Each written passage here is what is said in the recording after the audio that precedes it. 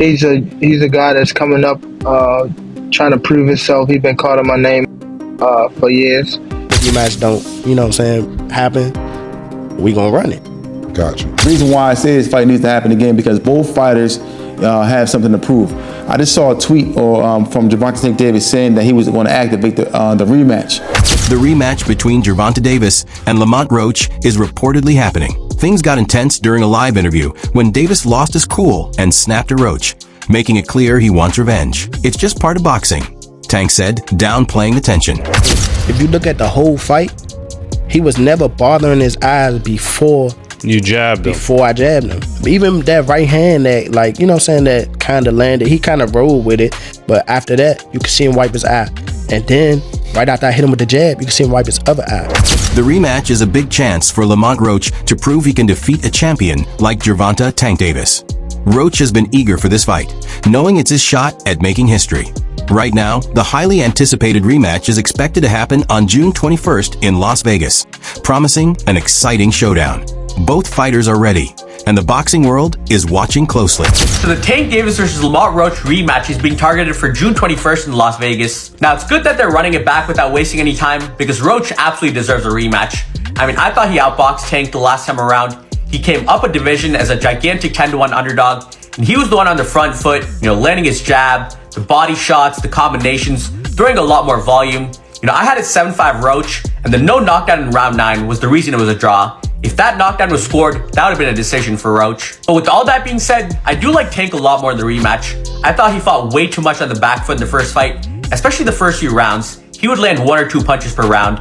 But as he started becoming the aggressor in the later rounds, he kept landing a lot more left hands and body shots. So Tank just needs to make this a dogfight, get into more exchanges, and that's where he'll land a lot more punches on Roach.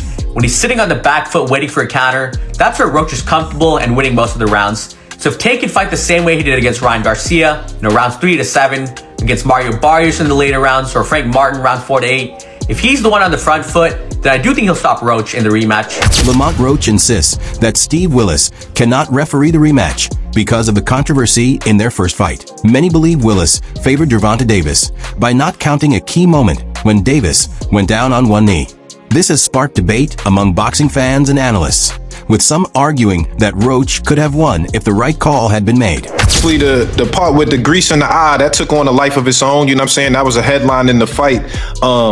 One is, what did you think when he said that initially, just like the grease in the eye? But 2 is like, when you was in the fight, was there any point that you saw that? Like, did you see like him kind of messing with his eye, or did you have any indication that that was something that was bothering him?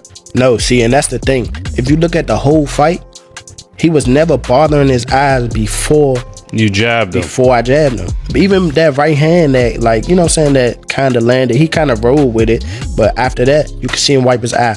And then, right after I hit him with the jab, you could see him wipe his other eye. So it's like, it was corresponding to which hand that I punched him with and exactly which eye. So it's like crazy for him to say, it's grease in my eye. And I think even when he say that, you could see me, because I'm right beside him, you could see me like, nigga, what you talking about? So, right. But you say you don't think he willing though. Whatever. See, but who cares? Like, sweat gonna get in your eye, blood gonna get in your eye. Yeah, it don't matter. Spit fuck around and get in your eye. You know what I'm saying? But it's not like you can be like, all right, time out, ref. Hold on, Take no ref. time out. You can't do that. Right. Would you be cool with Steve Willis doing the next fight? Hell no. He can't do the next fight. No, he can't do the next fight. Right. No.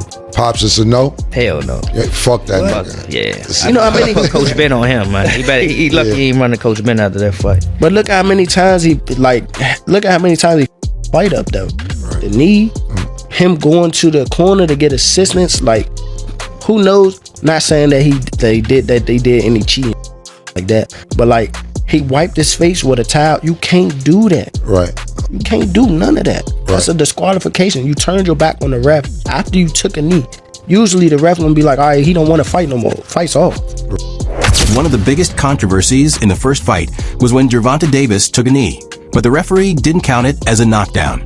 Many believe this decision had a major impact on the fight's outcome.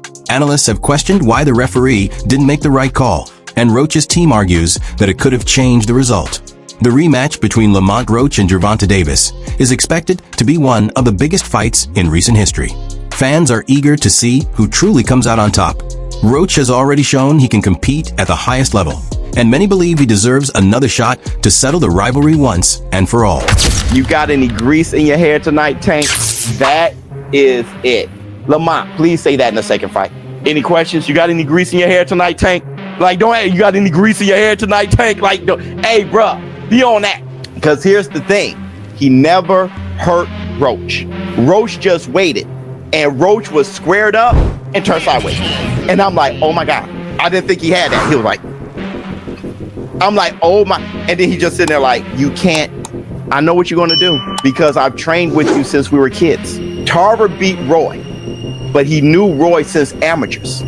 Roy said he never liked fighting sparring partners because they know you so well. I should have listened to Roy. Tank Davis is eager to make the rematch happen as soon as possible, with May as a possible date. He knows his reputation is at stake after the controversial draw against Roach. Davis wants to prove he is the better fighter and silence any doubts about his dominance. A rematch would be his chance to redeem himself. We gotta talk about it. So, Tank officially came out and says that he wants to put this rematch as early as May. Now, if that were to happen, Lamont Roach gets a second time to prove himself. Now, in my personal opinion, his stock has already risen. He is already notable. The fact that he went toe-to-toe with Tank on a decision that ended in a draw, whether he loses this second fight or not won't even matter.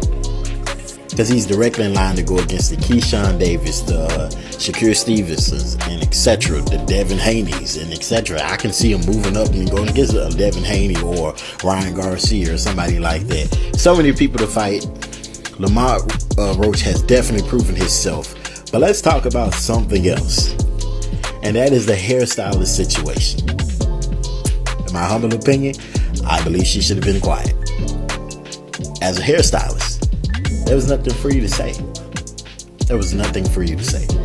No fan in boxing was gonna look at that like, I don't want her braiding my hair. No one would have said that.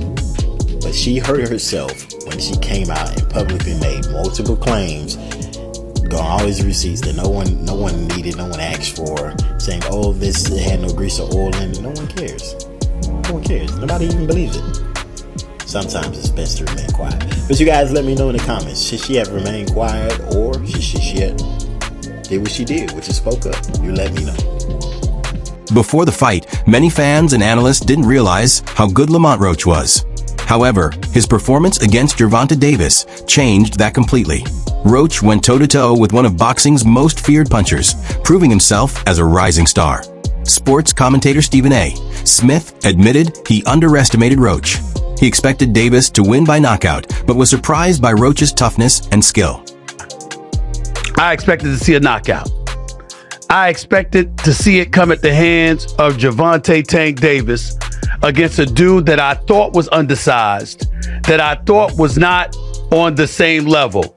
And my God, was I wrong. So I thought it was apropos that on this particular day, more than a week after Lamont Roach showed up at the Barclays Center in Brooklyn, New York, and let everybody know, yo, I'm no joke either. Y'all don't know who the hell I am. I'm here to reintroduce him to the world. A guy that many believe should be the lightweight champion of the world in the sport of boxing. The one and only Lamont Roach joins me right now. The rematch between Gervonta Davis and Lamont Roach is shaping up to be an unmissable showdown. With controversy, rivalry, and redemption on the line, both fighters are ready to prove who the best really is. Will Roach finally get his moment, or will Davis silence the doubters once and for all? Make sure to subscribe for more updates, fight breakdowns, and all the latest boxing news.